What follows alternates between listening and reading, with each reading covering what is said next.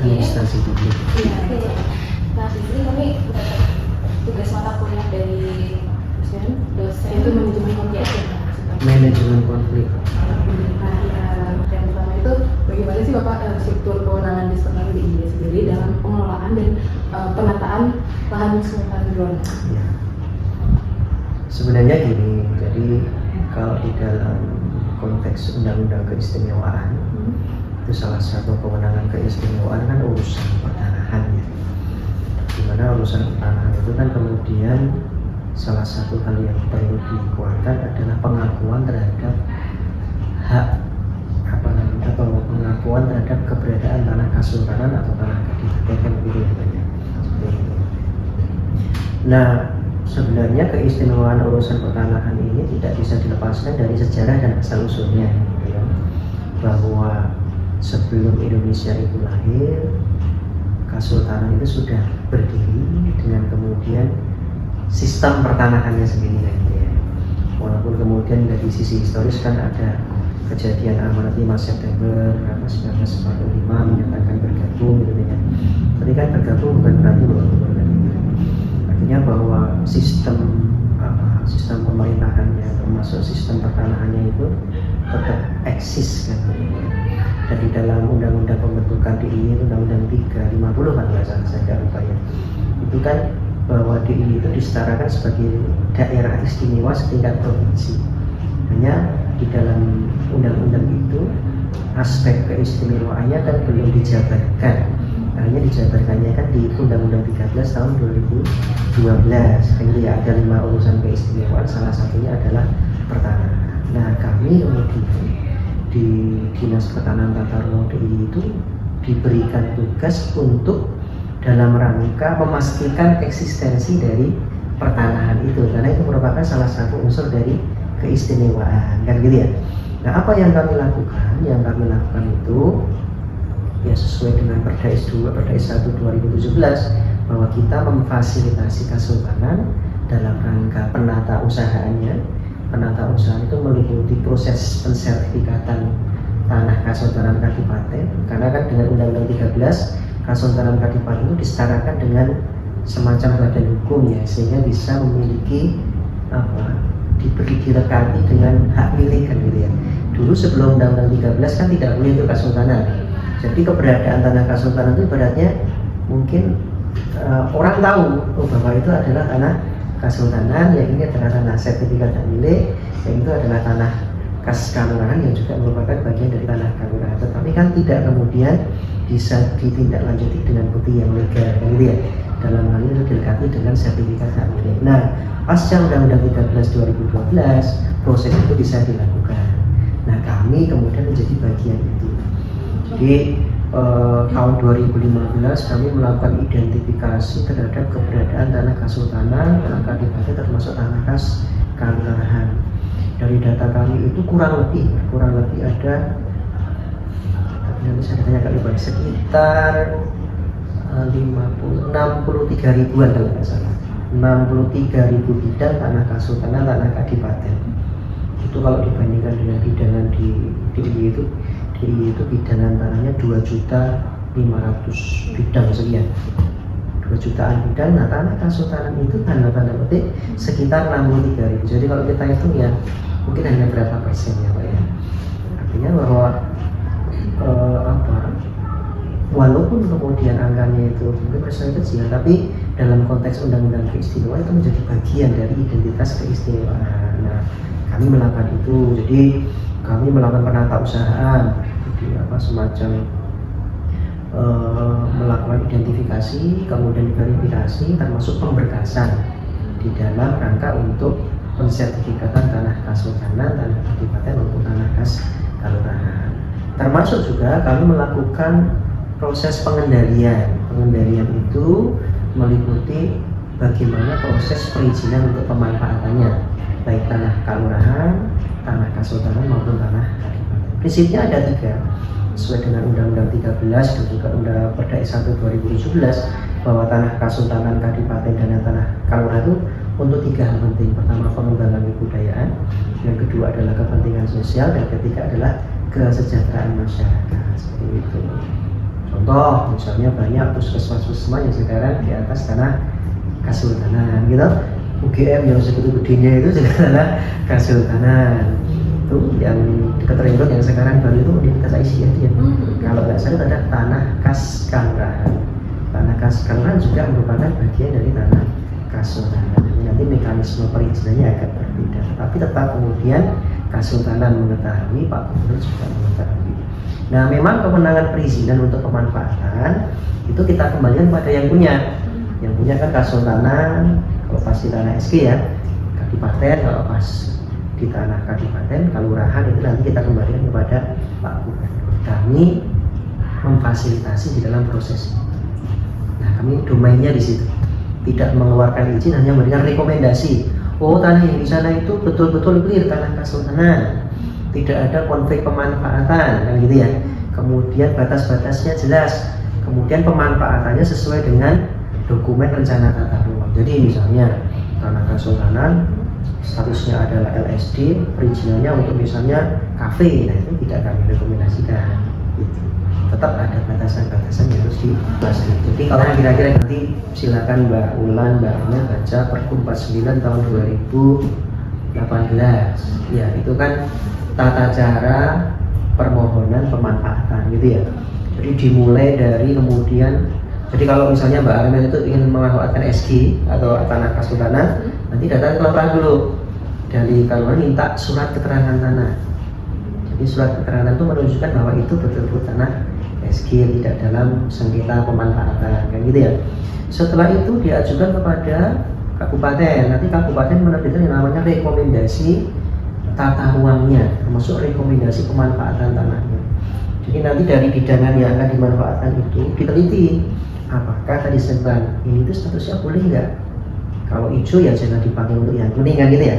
Jadi misalnya dengan mau perdagangan jasa ya harusnya di yang kuning-kuning itu, jangan yang di yang hijau-hijau, kan gitu. Nah, setelah itu, setelah ada rekomendasi tata ruang, ada rekomendasi pemanfaatan tanahnya, dokumen itu kemudian dikirim kepada kami. Nanti masuk ke meja saya. Di meja kami nanti diteliti lagi, ini betul nggak dari kelurahan itu suratnya betul nggak substansinya, dari kabupaten betul nggak substansinya. Kalau sudah clear, kemudian kami menerbitkan yang namanya rekomendasi pemanfaatan tanah kasultanan, tanah kadipaten atau tanah kelurahan. Itu yang kemudian kami sampaikan kepada Panitikismu. Nah, Panitikismu udah clear kan, baru mereka terus nanti mengeluarkan isinya dari sana. Kalau SG Panitik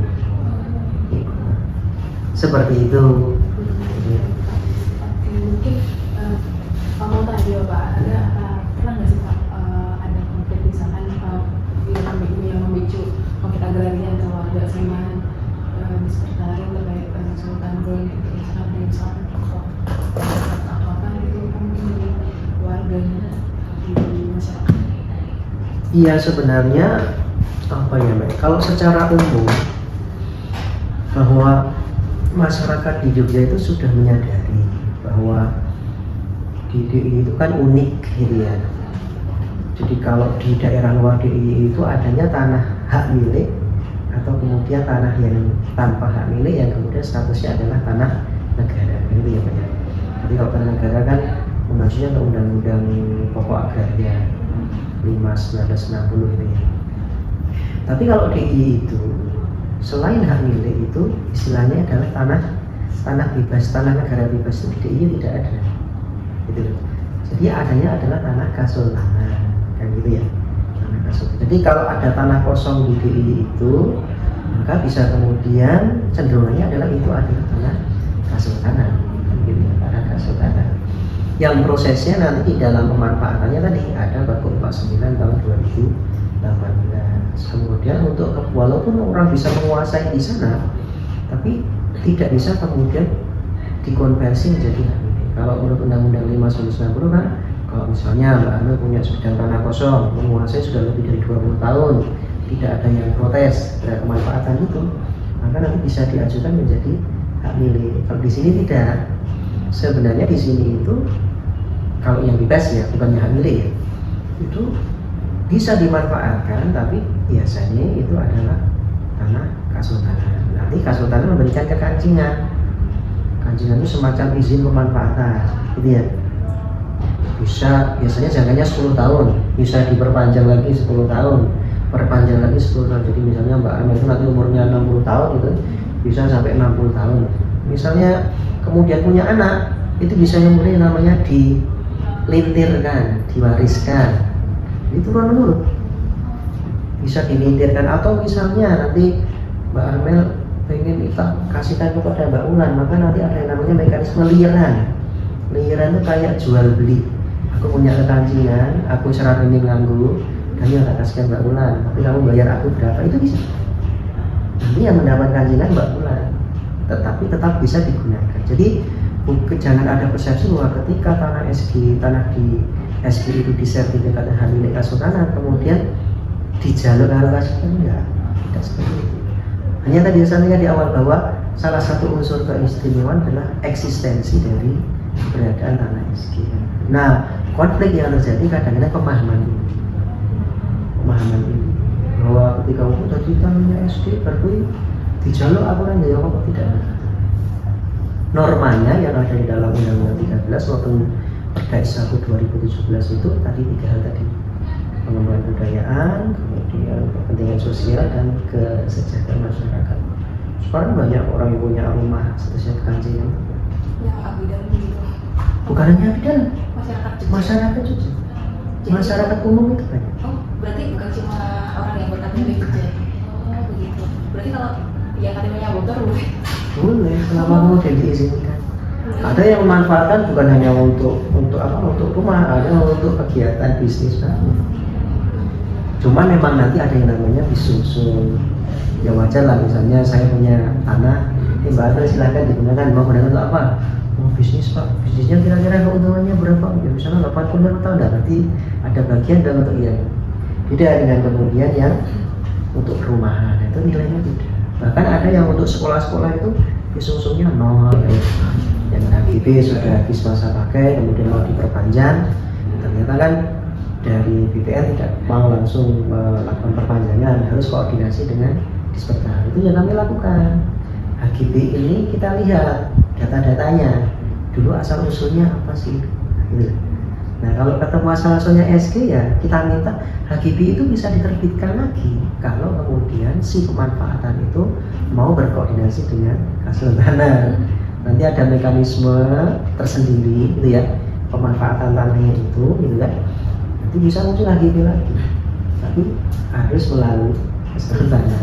Nah selama ini ada yang orang-orang yang ketika setelah datanya sampai ke kami, kita koordinasi dengan kelurahan, kita koordinasi dengan kabupaten, kita koordinasi dengan Pemda, dengan BPN, ketemu bahwa itu asal usulnya SG. Setelah kita rekomendasikan, ternyata mereka tidak mau melanjutkan, gitu loh.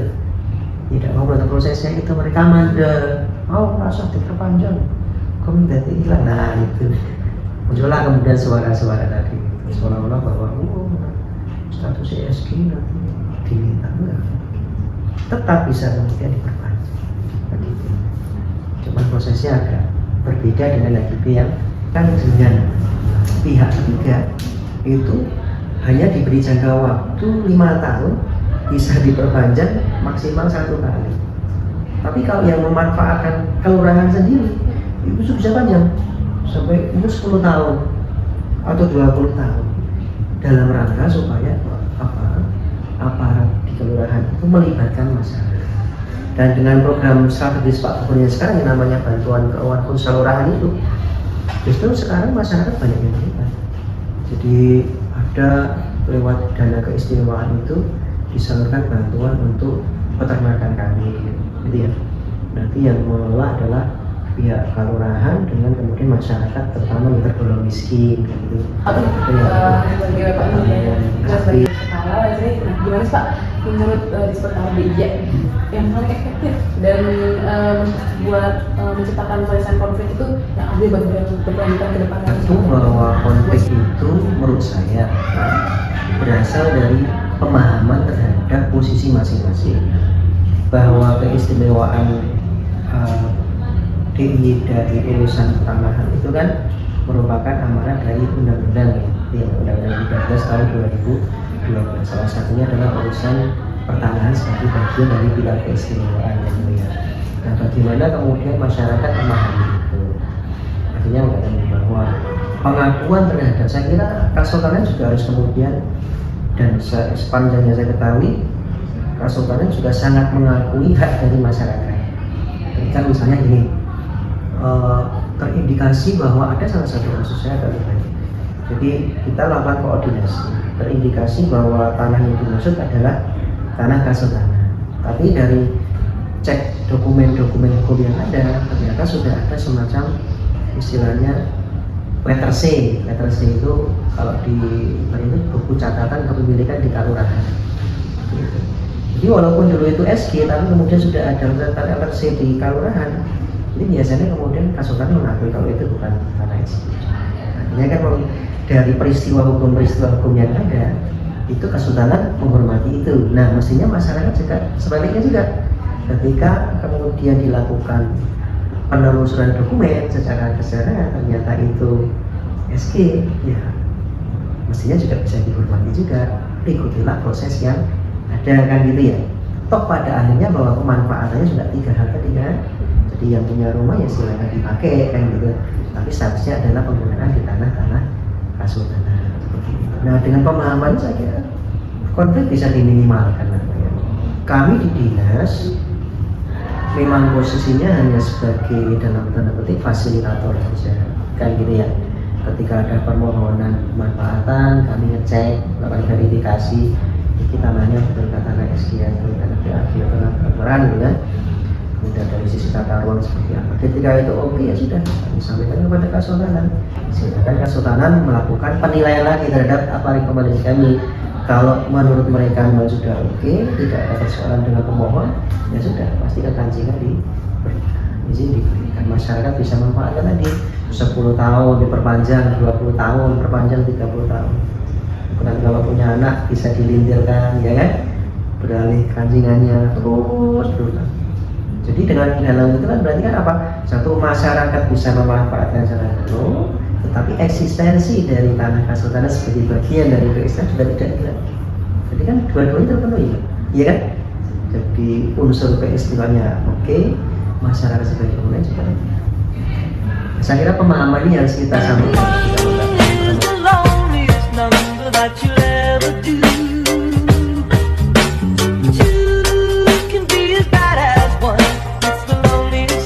Since the